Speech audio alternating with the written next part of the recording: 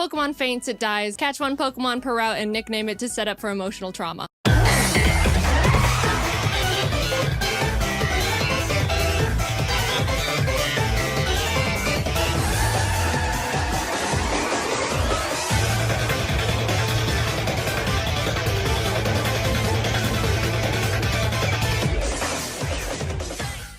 I'm sure that by now, most of you already know what a Nuzlocke is. And if not, well, I guess this is the video for you. Because we're going to look at Nuzlockes and how they've changed Pokemon playthroughs on YouTube. And more importantly, how a certain creator brought new life to the genre. And the mere mention of that creator is probably why most of you are here. But to do that, we're going to have to take a step back and look at where Nuzlockes, as a whole, got their start. The first ever Nuzlocke came in the form of a comic, posted on 4chan back in 2010 by a user who fittingly went by Nuzlocke. In this comic, which was actually just named Ruby Hard Mode, Mr. Nuzlocke showed how a run of Pokemon Ruby went when he added two very specific rules. Release a Pokemon if it faints, and only catch the first encounter in each area.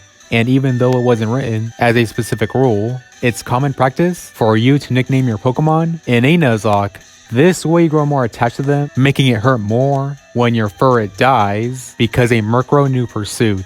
These rules have since become necessary in order for a run to be considered a Nuzlocke, though there have been some tweaks to the rules, such as Dupes Clause, also known as Species Clause, which says that if your first area encounter is a Pokemon you've caught before, or part of the same evolutionary line, then you can skip that Pokemon and get something else. And there have even been additions to make Nuzlockes harder. You have banning Pokemon centers, limiting how many Pokeballs you can buy, and banning the ability to run from a wild Pokemon battle, just to name a few. Things can get pretty crazy, but nowadays, people have calmed down with the harder rules a bit, and we've settled with what are known as hardcore Nuzlocke rules, where along with standard Nuzlocke rules, you have banning items during battle, level caps, and putting the game on set mode. And let me tell you, after this first comic was released, people ate it up. Once this new way of playing Pokemon was found, tons of more people went and did their own Nuzlockes. Then they shared their experiences in the forms of other comics, and of course, YouTube videos. Nuzlocke content on YouTube became a pretty big hit.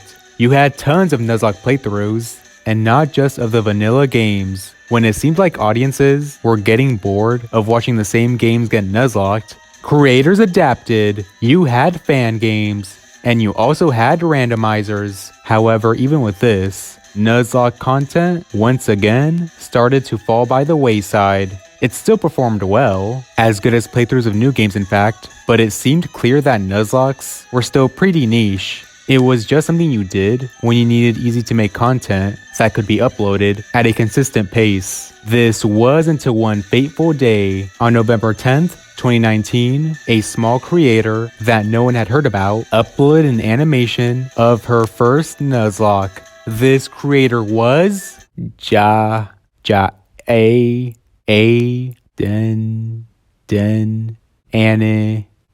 Animations. Why does that name sound familiar? Oh right, silly me. How can I forget? Jaiden Animations is the one who made those funny Suoboy videos. But anyways, when she uploaded this video, it became an instant hit. Both Jaiden fans and just plain Pokemon fans love this animation. Currently, Jaiden's video sits at a modest 75 million views, which is pretty good for a small channel with only 10 million subscribers. Don't worry, Jaiden, we all have to start somewhere. Jaiden's video put Nuzlocke content on the forefront of YouTube again. Sure, everyone already knew what a Nuzlocke was, but as I said, interest in them wasn't as big as it was. But suddenly, viewers were hungry for more Nuzlocke content, so not only did creators who were already making Nuzlocke content see a nice spike in views, but another type of content was making its way onto the scene. Poketubers reacted to Jaiden's Pokemon videos. You know the meme. Every time an animator, most notably Jaden, makes a Pokemon video, every Poketuber and their mother will react to it. These videos seem to do well on their own, but one content creator especially saw a big change thanks to his reaction videos. And this creator's Pokemon challenges the best Nuzlocker in the world. Or at least that's what he says. I don't know. I've only done 2 Nuzlocks, so who am I to say? A good portion of Pokemon Challenges' content revolves around him reviewing and critiquing the Nuzlocks of popular creators. He has gone to thank Jaden for being a big reason why his channel now sits at almost 500,000 subscribers, but more on that later. On December 19th, 2020, Jaden would upload her second Nuzlocke video, her Nuzlocke of Pokemon Platinum, which is currently her second most popular video with 42 million views. And everyone recognizes this Nuzlocke for being the one that got really dark. Then a whole year later, she uploaded her final Nuzlocke video, where Pokemon Challenges was given a cameo. He got to be the rival character, thanks to Jaden and popular gamer Alpharad recognizing him as the one who critiqued their Nuzlocke videos. And as I mentioned before, in PC's reaction to this video, he thanked Jaden, since reacting to her first Nuzlocke is seemingly what jumpstarted his YouTube channel. Alright, so in case you haven't been paying attention, Jaiden's Pokemon videos did really well and everyone loved them, especially her first one. And I think I have a pretty good guess as to why these videos were so popular and where the claim I made in the title comes from. You see, before Jaiden's video, Nuzlocke content on YouTube usually only came in 2 forms: a playthrough series or a live action video. You had the occasional comic dub, but it was usually one of the former. But Jaiden's first video was seemingly the first time that a Nuzlocke video came in a single, animated, storytime video. So instead of having to sit through an entire playthrough series, viewers had this one 17-minute video in an animated format that told the whole story of a Nuzlocke from start to finish. People essentially had the story of a Nuzlocke told in an anime special. With the success of Jaiden's video, creators realized that now people were interested in Nuzlocke videos and they had to follow a format as close to Jaiden's video as possible. Of course, not everyone can animate a whole 20-minute video. Okay, well I did say not everyone. So the next best thing was to use gameplay footage in one video that told the story of a whole Nuzlocke. These videos started out as shorter, usually being 20 to 30 minutes. But since getting their own audiences, those creators were able to make their videos up to 40 minutes or even 50 minutes long.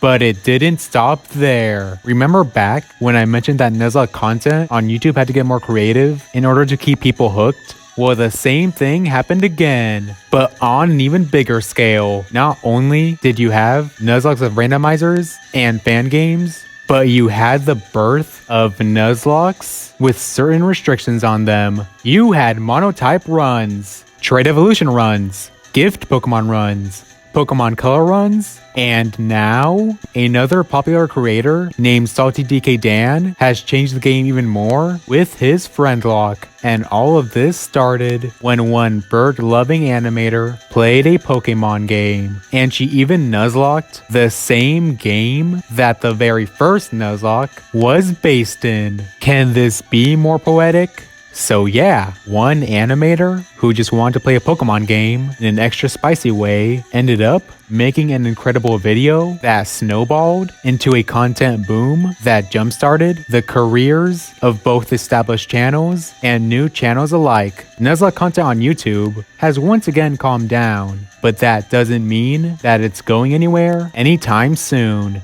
Do you agree that we all owe it to Jaiden for creating the Nuzlocke community we have today? When was your first Nuzlocke? Let me know in the comments below. Have a nice day, you wonderful people.